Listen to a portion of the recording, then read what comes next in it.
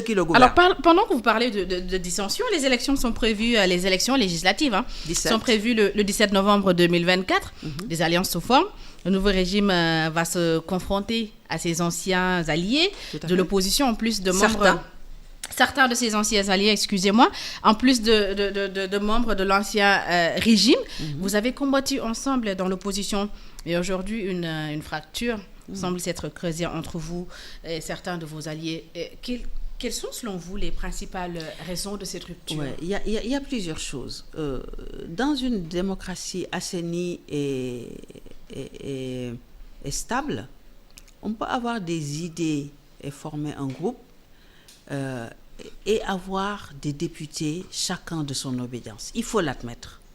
Ce n'est pas ça le problème. Que certains grands partis veuillent dire, bon, écoutez, la coalition qui est là, je ne voudrais pas me confondre, d'autant plus que la coalition gouvernementale va sous la bannière de PASTEF. Donc moi, j'ai une existence légitime et une marque qui fait que je voudrais exister en tant qu'entité différente. Ça, je le comprends très bien. Ce que je ne comprends pas, c'est les alliances contre nature dans cet objectif. Parce qu'on ne peut pas,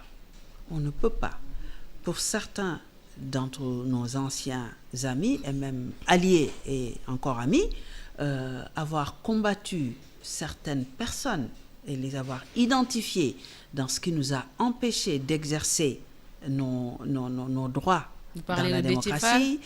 Je ne veux pas citer de nom parce que du pur, nous sommes au Sénégal et au-delà de...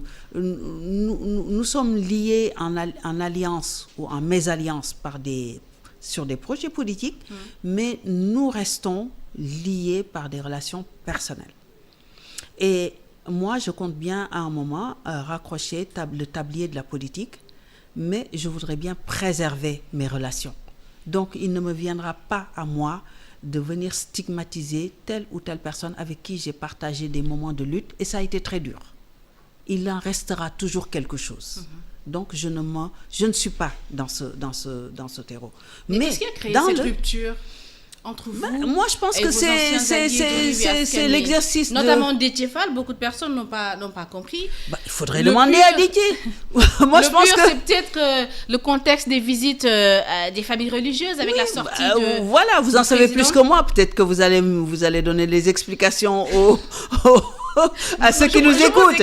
Voilà, moi, franchement, je me suis beaucoup impliquée dans ce qu'on appelle le projet, dans ce qu'on appelle le programme et dans ce qu'on appelle comment faire ce nouveau Sénégal. Et je ne me suis pas beaucoup intéressée parce que pour moi, tout ça est extrêmement prématuré pour parler de rupture.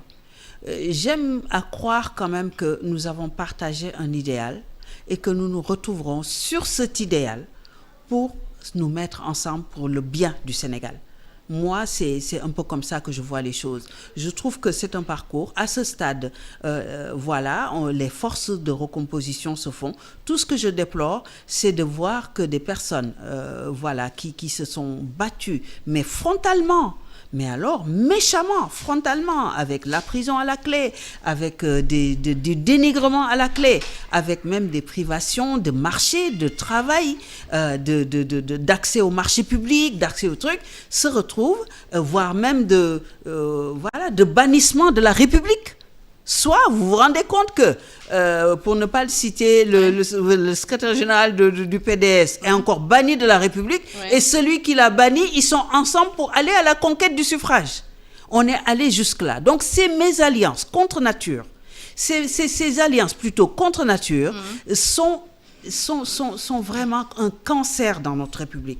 Il faut qu'on reprenne des valeurs. Il faut qu'on assume que ce qu'on est en train de dire aujourd'hui, si on s'est trompé à un moment donné, qu'on prenne la mesure comme des gens responsables qu'on s'est trompé et qu'on se calme.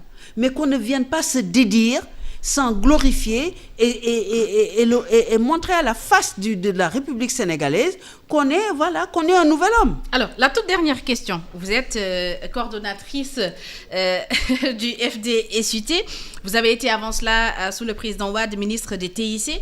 L'accès à Internet à haut débit à des prix abordables reste quand même un défi dans notre pays. Est-ce qu'il y a des stratégies en place ou en cours pour offrir une connexion Internet haut débit à prix abordable aux Sénégalais? Je pense que la stratégie numérique qu'on est en train de développer, et Dieu sait que le président Diomaye Faye est extrêmement impliqué dans cette stratégie. Il faut dire que le président Wade s'intéressait beaucoup à ce domaine, mais je retrouve en tout cas chez le président Diomaye Faye encore beaucoup plus d'implication. Vous avez vu toutes ces visites qu'il a faites. Le goulot d'étranglement reste le tarif. Le goulot d'étranglement reste l'accès carrément à un réseau, à certaines localités. Ça, c'est le FD Sud qui doit mieux travailler. Le goulot d'étranglement reste la qualité de service. Parce que vous avez quand même des fois, moi je peux le dire toujours à Mbour, on vous débite de l'argent, mais vous n'avez pas de réseau. Vous parlez, la qualité de réseau est à déplorer. À Keur-Massar. Voilà, partout.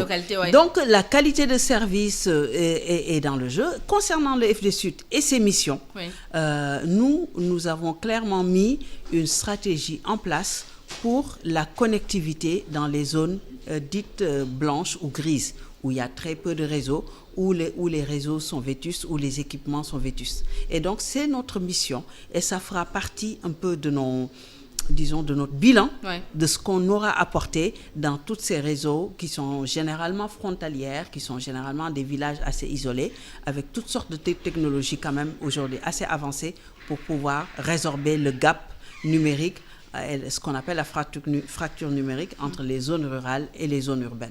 Donc ça, c'est dans notre objectif et vraiment, nous y œuvrons beaucoup. Pour le reste, le service universel que je dirige a eu à faire beaucoup d'efforts. Si je vous dis que c'est le FD Sud à qui on a ponctionné 95% de ses revenus pour financer le plan TACAL, personne ne le sait. Si on n'a pas d'électricité, on n'a pas Internet. Donc, c'était admissible. Mais il faut le reconnaître. Quand le chef de l'État, quand on parle du Grand Prix de chef de l'État concernant le numérique, pour inciter au numérique, durant toutes ces années, 10 ans, c'est le FD Sud qui était à la pointe. Donc, nous avons eu à équiper des salles multimédia, nous avons eu à équiper des collectivités, et mes prédécesseurs ont un bon bilan. Donc, il s'agit aujourd'hui de redorer le blason par la communication, mais aussi de résorber ce gap numérique dans certaines zones qui sont vraiment des laissés pour compte dans la distribution de l'accès à Internet sur le Sénégal. Madame Diop, Ndeye Fatou Ndiaye Blondin, merci beaucoup. C'était un plaisir de vous avoir sur ce plateau. Merci beaucoup, Aïssata, et je vous souhaite tout le bonheur et tout le succès dans vos nouveaux locaux et qu'on se retrouve pour d'autres rendez-vous. Et si on a eu à dire des choses qui ont dépassé, disons, la politesse, on s'en excuse parce que l'exercice oral est difficile. Et nous saluons tous les internautes, les gens de Avenir Sénégal Bignoubogue, les gens de FD Sud.